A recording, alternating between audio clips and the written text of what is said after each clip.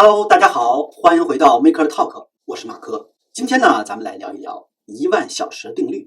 前2天听罗老师讲美国的教育分层，也谈及中国教育未来可能发展的趋势。不知道你听了没有？那一讲的内容很好，信息量很大。我推荐每一位中国的家长都去听一听那期节目。节目里提到异类作者格拉德威尔的一个观点，即什么东西做好都需要花10000小时。这个观点今天中国大部分人已经知道了，不管自己愿不愿意花这10000小时，有没有毅力坚持这10000小时，大家都比较认可这个理论。罗老师在那一期的讲座中提到了一个不同的观点，那就是你花了这10000个小时可能也没用。如果仅仅听他这2句，你可能认为他是在否定格拉威尔的10000小时理论。不过如果你听完罗老师那一讲的全部内容，就会体会到他的意思其实是思维方式、周围环境、境界等因素比花笨功夫要重要。今天我想就罗老师引出的这个话题讲一讲我的想法。首先呢，谈谈关于格拉德威尔《异类》这本书中的几个观点。格拉德威尔主要谈到了智商、10000小时、运气和家庭环境，这些条件都是成功的必要条件，但没有一个是充分的，甚至加到一起也不充分。智商的问题比较简单，太低了就很难成功。这个结论呢很残酷，但它是事实。敢于说出事实的人是有勇气的。不论我们是否喜欢这个事实，人可以暂时穿着皇帝的新装麻痹自己，但是对自己不切实际的定位只能害了自己。10000小时我们最后再说。接下来我们稍微谈一下运气。大凡成功的人都有运气的成分，而且他们都承认这一点，而不是过分炫耀自己的能力。反之，如果他们遇到挫折，他们会检讨自己的问题，而不是怪罪运气。相反，不成功的人在偶尔得意时会把自己封神，失败的时候会怪运气。关于运气，以后有机会我想深入的谈一下，今天就不展开了。家庭和生活环境的影响非常重要，这也是罗老师在那一讲中强调的一个话题。敢于把这一点说出来，也是需要非凡的勇气，因为这可能一棍子打倒一大片。但是家庭和生活环境不是简单的以经济收入和地区发展程度来划分的。好的环境必须有利于人在身体和心智上的成长，能够培养他们对生活积极的态度，激发他们的潜力。在我们周围有非常多来自农村的朋友，如果不告诉你他们来自哪里，你是想不到的，因为他们不仅仅是事业有成，而且做事情非常大气。如果你接触他们的父母，虽然那些老人非常土，但是他们善良正直，愿意接受新的想法，而且生活态度非常积极。同样，我也见过很多非常聪明，但是什么事情都做不好的人，以及一些非常美丽，但是谈吐平庸、思想空洞的人。这些人在过去的生活中没有机会接触到一些气度恢宏之事，以至于纵有天赋，但气度太小。当然，家庭和生活环境固然重要，也不是充分条件。概括来讲，格拉德威尔讲的这些都是必要条件，不充分。讲到这里，你可能会想，那自己不就是没有希望了吗？也不尽然。虽然我们不能保证谁一定成功，但是总有好的方法和更有效的途径。世界上没有绝对对和错的方法，但是有好坏之分。因此，我就以我的经验谈谈什么是好的方法和一般人对10000小时理解的误区。10000小时对训练一个人的技能，甚至对做出一款好的产品都是必要的。没有这个保障，一切免谈。几周前，在一次晚会上，亚马逊在硅谷的负责人和我谈起10000小时在产品设计中的作用。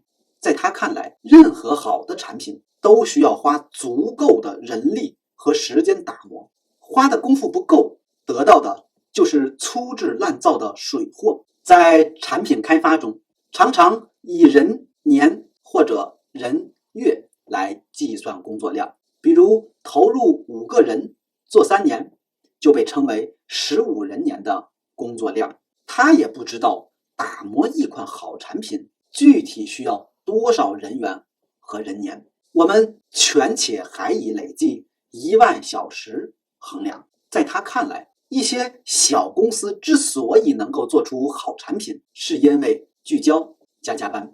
聚焦使得产品得到的人力较多，加班使得它提前积累到10000小时的门槛。大公司有时不聚焦，很多机会就失去了。讲这些是为了说明10000小时的必要性，但若是有人简单的认为自己在一个领域做够10000小时就能出类拔萃，那就大错特错了。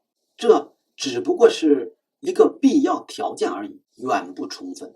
很多人在这个时间的理解上有4个误区，他们把10000小时的精进过程想歪了。误区1：简单的工作重复10000小时。有些人的10000小时都是在从事低层次的重复。之前我提到过，伪工作者就是这种人。再举个具体的例子，如果在中学学习数学，不断重复做容易的题，考试成绩永远上不去。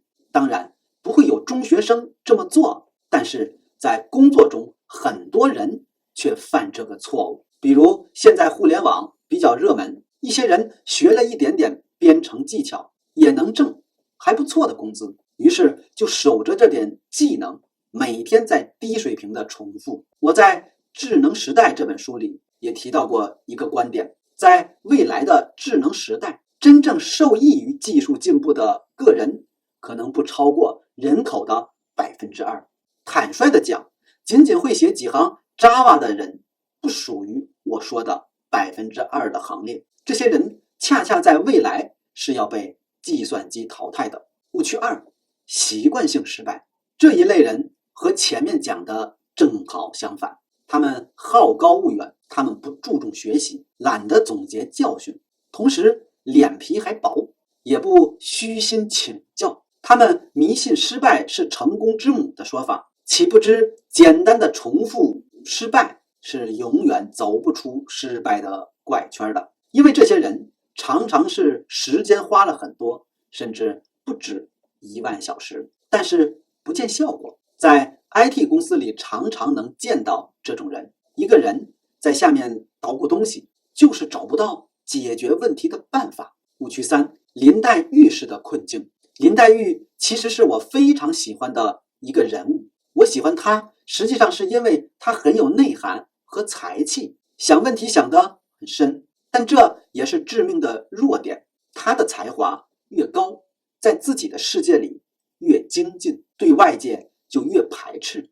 我们知道，一个概念内涵越来越宽，外延就越来越窄。你如果泛泛地说桌子这个概念，它包括非常多的家具，但是如果你说法国洛可可宫廷式的核桃木贴面桌子，世界上可能就没有几件了。林黛玉就是这样，她越是精进，到后来贾府里只有贾宝玉能够懂她。他们很多人做事是这样，越是自己的1亩3分地上耕耘，对外界的所知就越来越少，而自己的适应性也就越差。有2类科学家，一类是掌握了一个方法，研究什么都是一流的，他们越往后路越宽，比如爱因斯坦、费米和鲍林。但是也有一类路越走越窄。比如发明晶体管的夏克立，他对自己研究的晶体管越来越熟悉，就对其他技术越来越不愿意接受，最后无法和工业界和学术界的同行交流。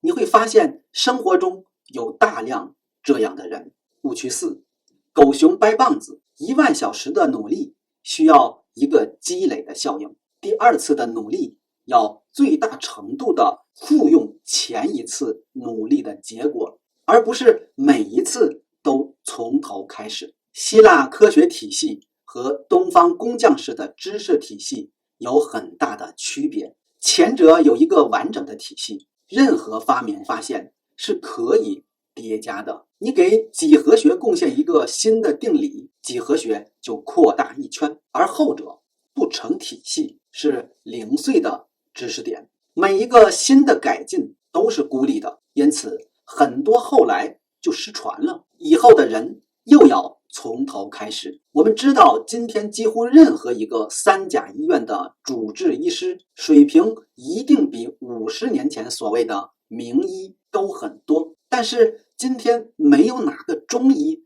敢讲自己比500年前的名医水平高，这就是因为前者有积累效应，而后者没有。很多人读书也是狗熊掰棒子似的，做了一堆题，相互的关系没有搞清楚，学到的都是零散的知识点，换一道题就不会做了，因此时间花的不少，成绩却上不去，在工作中也是如此。好了，讲完了，今天呢就聊这么多，下期呢我们再聊聊有没有好的解决办法。